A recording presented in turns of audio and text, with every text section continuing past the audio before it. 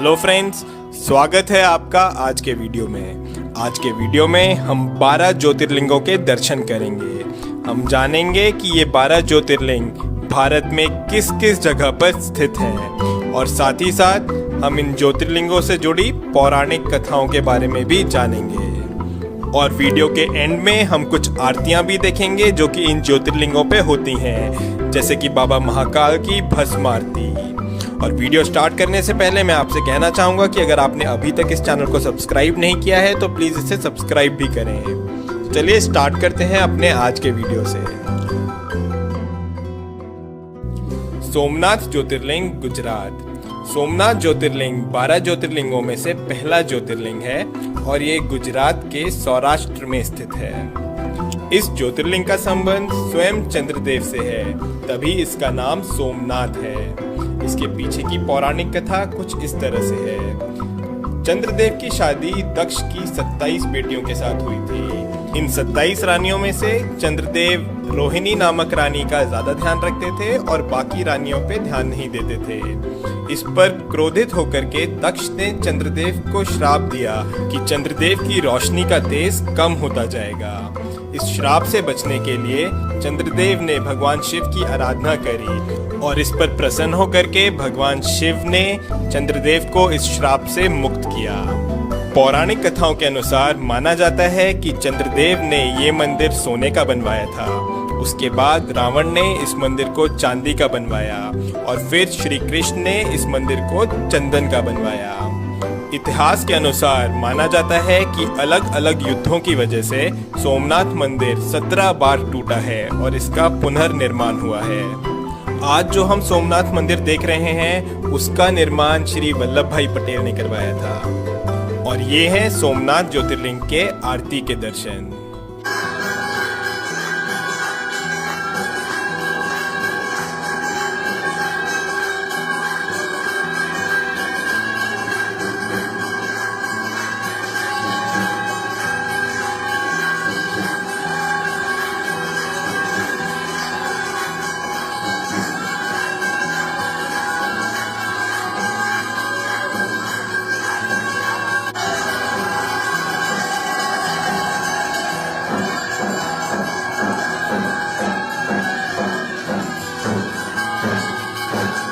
मल्लिकार्जुन ज्योतिर्लिंग, श्रीसेलम।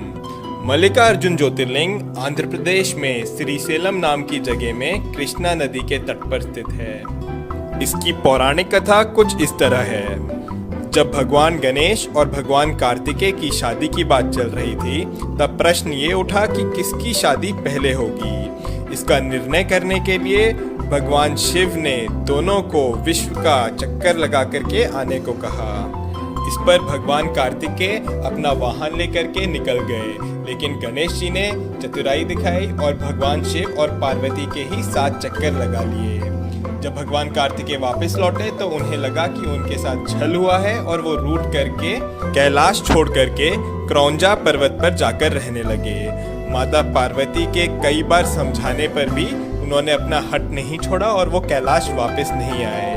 तब भगवान शिव और माता पार्वती स्वयं ही कैलाश छोड़ करके श्रीसेलम में आकर के रहने लगे और इस तरह से ये प्रसिद्ध हुआ मल्लिकार्जुन ज्योतिर्लिंग के नाम से।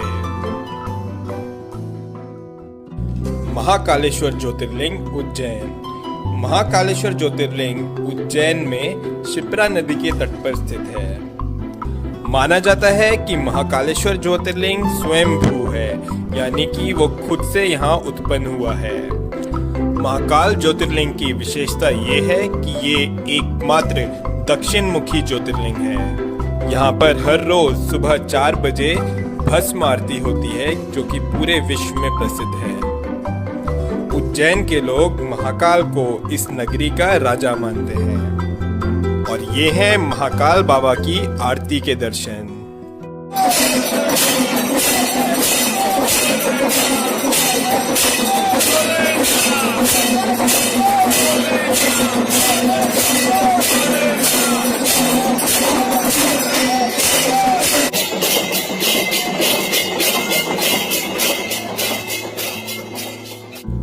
ओमकारेश्वर ज्योतिर्लिंग, मध्य प्रदेश।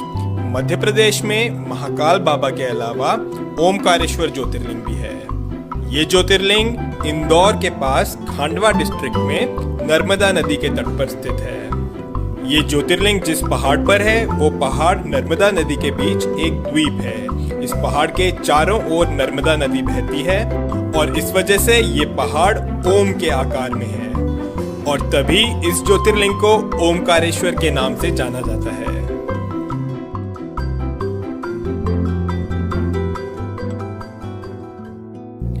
बैद्यनाथ ज्योतिर्लिंग देवगढ़ झारखंड। झारखंड के देवगढ़ डिस्ट्रिक्ट में बाबा बैद्यनाथ धाम है। पूरे भारत में यही सिर्फ एक ऐसा मंदिर है जहां पर ज्योतिर्लिंग और शक्तिपीठ दोनों एक साथ है।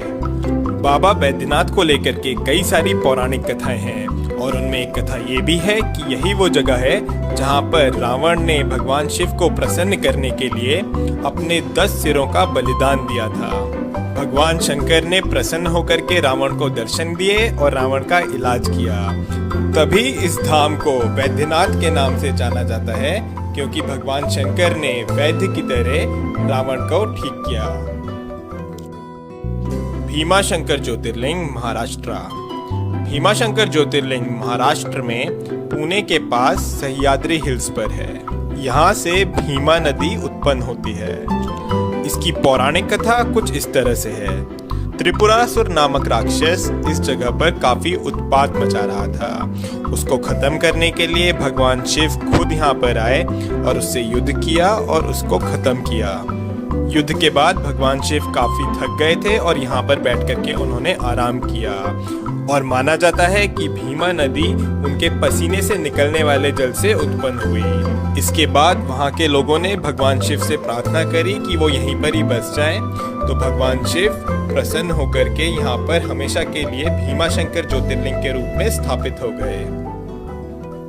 रामेश्वर ज्योतिर्लिंग तमिलनाडु। रामेश्वर ज्योतिर्लिंग तमिलनाडु में रामनाथ नाम की जगह पर है। ये 12 ज्योतिर्लिंगों में से एक ज्योतिर्लिंग तो है ही, साथ ही साथ ये हिंदू धर्म के अनुसार 4 धामों में से एक धाम भी है। रामेश्वर ज्योतिर्लिंग की स्थापना स्वयं श्री राम ने करी थी। लंका तक जाने के लिए समुद्र पार करने से पहले श्री राम ने स्वयं इस शिवलिंग की स्थापना करी थी, तभी इसको रामेश्वर नाम से जाना जाता है।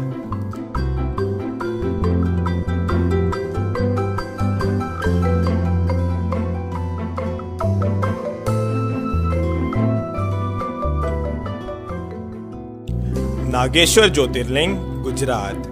गुजरात में सोमनाथ बाबा के अलावा नागेश्वर ज्योतिर्लिंग भी है। ये ज्योतिर्लिंग गुजरात में द्वारका के पास दारुकावना नामक जंगल में स्थित है। ये ज्योतिर्लिंग बाबा शंकर के नागों के रूप को दर्शाता है। शिव पुराण के अनुसार इसकी एक कथा भी है। माना जाता है कि यहाँ पर एक राक्षस का जोड़ा रहता था जिसका नाम था दारुका और दारुकी। दारुकी माता पार्वती की भक्त थी और उसे माता पार्वती से वरदान भी मिला हुआ था, लेकिन दारुका वो यहाँ पे काफी उत्पात मचाने लगा और यहाँ के लोगों को परेशान करने लगा। उसने सुप्रिया नामक एक शिव भक्त को कई अन्य लोगों के साथ बंदी बना लिया। इस पर सब लोगों ने शिव जाप शुरू कर दिया और तब शिव ने उनकी रक्षा के लिए यहाँ पर ज्योतिर्लिंग का रूप लिया। तब से यहाँ पर भगवान शिव नागेश्वर ज्योतिर्लिंग के रूप में विराजमान हैं। विश्वनाथ ज्योतिर्लिंग बनारस। उत्तर प्रदेश के बनारस शहर में विश्वनाथ ज्योतिर्लिंग है। बनारस, जिसे कि दुनिया की सबसे पुरानी नगरी भी माना जाता है, यहीं पर काशी विश्वनाथ जी का मंदिर है। काशी सभी धार्मिक स्थलों में सबसे ज्यादा महत्व रखता है। ये नगरी गंगा नदी के तट पर बसी हुई है। काशी विश्वनाथ जी के दर्शन आदि शंकराचार्य जी जैसे कई ऋषि मुनियों ने करे हुए हैं। इस स्थान के बारे में मान्यता है कि अगर प्रलय भी आएगी तो काशी विश्वनाथ बचा रहेगा। माना जाता है कि इसकी रक्षा के लिए शिव जी इसे अपने त्रिशूल पे उठा लेंगे और सब कुछ ठीक होने पर इसे पुनः इसके स्थान पर रख देंगे। जो मंदिर हम आज देख रहे हैं, इसका निर्माण देवी अहिल्याबाई होलकर ने कराया था और ये हैं काशी विश्वनाथ जी के आरती के दर्शन।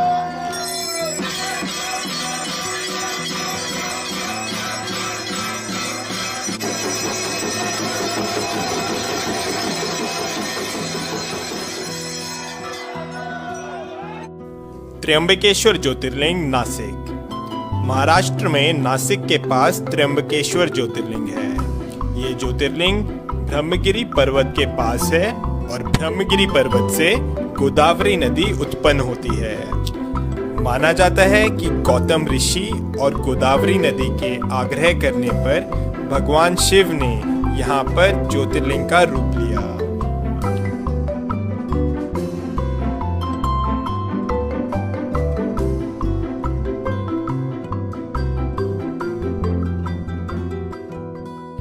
केदारनाथ ज्योतिर्लिंग उत्तराखंड। उत्तराखंड में रुद्रप्रयाग जिले में केदारनाथ ज्योतिर्लिंग है।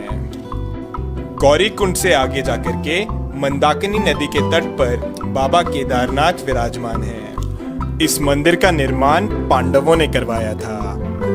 महाभारत के युद्ध के पश्चात पांडव अपने भाइयों की हत्या के पाप से मुक्त होना चाहते थे, इसलिए वो भगवान शंकर के दर्शन चाहते थे। पर भगवान शिव उनसे रुष्ट थे, इसलिए उन्हें दर्शन नहीं देना चाह रहे थे और इसलिए भगवान शिव बैल का रूप धारण करके केदारनाथ पहुंच गए। लेकिन पांडव उनका पीछा करते करते केदारनाथ भी आ गए।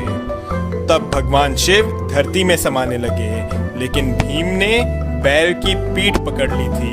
तभी यहाँ पर केदारनाथ शिवलिंग बैल के पीठ के रूप में है। भगवान शिव ने पांडवों को दर्शन दिए और उन्हें पाप से मुक्त किया। पांडवों ने यहाँ पर फिर केदारनाथ मंदिर का निर्माण करवाया। ये मंदिर काफी पुराना है और माना जाता है कि करीब 400 साल तक ये मंदिर बर्फ के अंदर दबा हुआ था। कृष्णेश्वर ज्योतिर्लिंग महाराष्ट्र में औरंगाबाद के पास एलोरा केव्स हैं और इन्हीं एलोरा केव्स के पास में है कृष्णेश्वर ज्योतिर्लिंग। इस ज्योतिर्लिंग की मान्यता ये है कि यहाँ पर घुष्मा नाम की एक शिव भक्त थी। उसके पुत्र को उसकी ही बहन ने छल से मारा था। अपनी भक्त पर इस तरह के अन्याय को देख भगवान शिव यहाँ पर प्रकट हुए और घुष्मा को दर्शन दिए और इसके बाद भगवान शिव यहाँ पर ज्योतिर्लिंग के रूप में स्थापित हो गए। तो ये हैं हमारे 12 ज्योतिर्लिंग। सौराष्ट्र सोमनाथम च श्रीशैले मल्लिकार्जुनम, उज्जैन्याम महाकालम ओमकारम अमलेश्वरम, परल्याम वैद्यनाथम च डाकन्याम भीमशंकरम, सेतुबंदे तु रामेशम नागेशम दारुकावने, वाराणस्याम तु विश्वेशम त्र्यंबकम गौतमी तटे, हिमालय तु केदारम घुष्मेशम च शिवालय। ओम नमः शिवाय। और ये हैं कुछ वीडियोस जो यहाँ की आरतियों की हैं।